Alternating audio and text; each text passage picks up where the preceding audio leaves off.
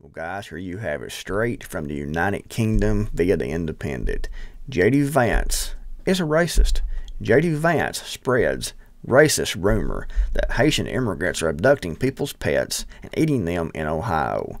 Republican vice presidential candidate posted a video of himself peddling the rumor and saying immigrants were causing chaos in the city of Springfield. Now, I don't know myself for a fact if this is going on or not. J.D. Vance says that it is. I've read other articles that say that it is. But as far as me seeing this in my own two eyes, I haven't, so I can't say either way if it's true or not. But we do know that the mainstream media has, for decades now, came out and called anyone that they want to demonize a racist. If you state facts about certain demographics of people, for example, then you are deemed a racist because facts are racist. Like this right here, what is racist about J.D. Vance saying that Haitian immigrants are abducting people's pets and eating them in Ohio? I mean, how's that racist? Because they're black? How would that equal racism to call out something that's being reported by the people in the state? I mean, it doesn't make any sense.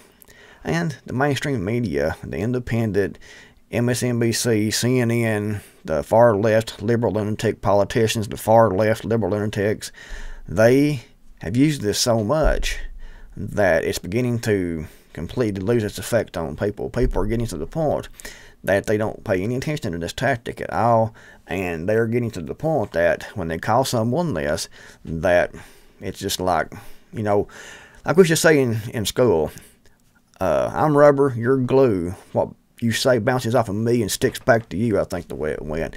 So people are getting to the point where we don't care to be called racist. I've been called racist also when I've said certain things about certain crime statistics. Oh, you're just a racist. If you want to close the border up, you are a racist. Anything that you do, anything that you say, the far left want to label you a racist. They've been trying to do that to Donald Trump for a long time now. And Donald Trump isn't a racist. As you all know, I'm not a huge fan of any politician in politics and government at all. But Donald Trump isn't a racist. That should be obvious. But they've been trying to label him a racist for a long, long time now. Ever since he's been running for public office, he's been labeled a racist. And now they're trying to say J.D. Vance is a racist. I don't know much about J.D. Vance. I know that he has been supported by Peter Thiel, which is one of the members, high-ranking members of the Bilderberg group, so that's not really a good thing in my opinion. But anyway, racist. Racist. Oh, the racism. I'm going to mute my mic here and play this video and see what J.D. Vance has to say.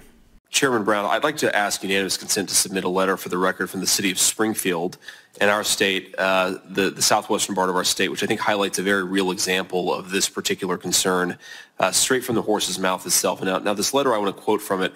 Springfield has seen a surge in population through immigration that has significantly impacted our ability as a community to produce enough housing opportunities for all. Springfield's Haitian population has increased 15 to 20,000 over the last 4 years in a community of under 60,000 previous residents, putting a significant strain on our resources and ability to provide ample housing for all of our residents. And end quote there. And Mike, without objection. So thank you. In my conversations with folks in Springfield, it's not just housing. They're trying to build 5,000 new housing units, which is a very Herculean task in a town. So guys, you have, it's like you said right here in this interview, you had 60,000 people in Springfield, Ohio, and they've moved in approximately 20,000 Haitians. What could possibly go wrong? I mean, what could possibly go wrong?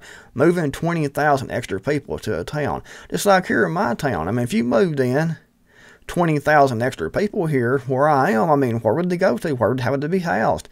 It would be a huge, huge mess and cause a lot of unwanted things to happen. And I'm trying to be nice here, like maybe this right here.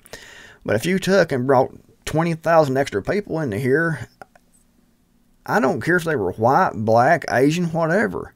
It's going to cause a major upset to the community and the way things work in the community, and it's just not going to work, and they know this.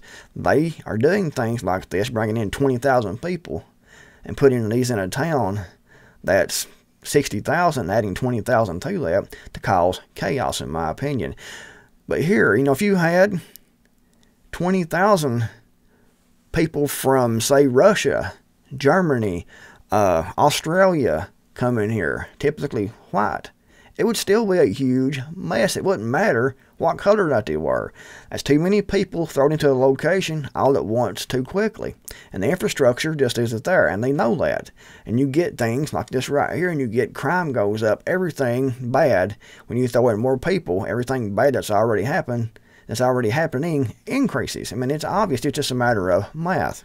Of about 55,000 people, but it's also hospital services, it's school services, there are a whole host of ways in which this immigration problem, I think, is having very real human consequences. I don't know about you all, but when I listened to that video right there, I didn't hear him say anything at all about this right here, about Haitian immigrants abducting people's pets and eating them in Ohio.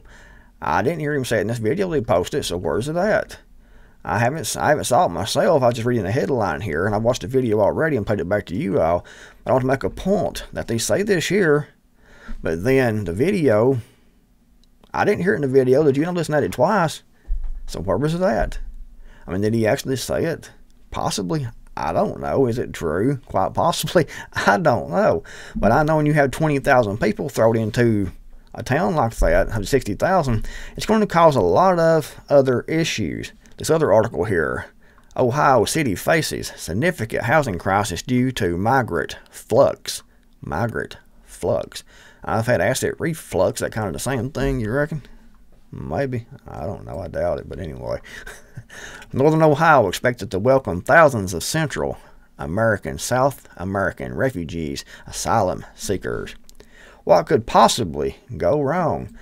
Venezuelan prison gang operating in Denver gives green light to attack police. Aurora police are also aware of the elevated threat.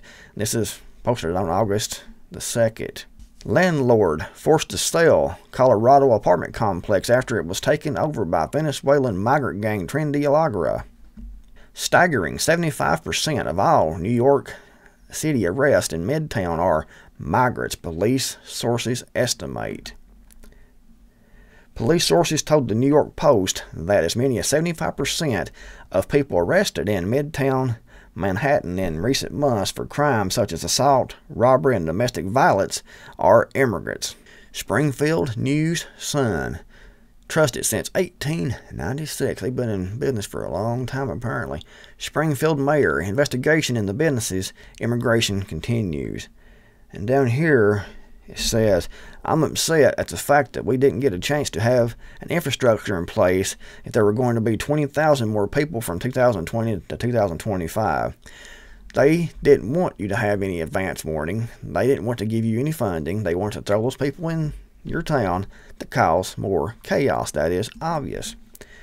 Animal sacrifices surge in New York City. Mutilated pigs, chickens, and other creatures found in grisly sacrifices across Queens. So guys, I mean, common sense that if you bring the third world into a country that your country will soon look like and actually be like a third world country, if you print currency and inflate your currency, you're going to have economic collapse eventually.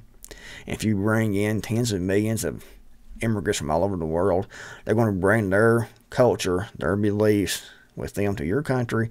And if you import, all the third world into the United States, then soon the United States is going to be a third world country also. And if you look at a lot of the cities right now, the homelessness and the garbage and the trash and everything, it looks just like a third world country right now. It looks like some third world shithole in a lot of cities across the United States, unfortunately. And it's just going to get much, much worse. Let me know what you think in the comments. If you liked the video, give it a big thumbs up. Thanks for watching. I'm the Creek More Matter, and I'll see you all in the next video, hopefully.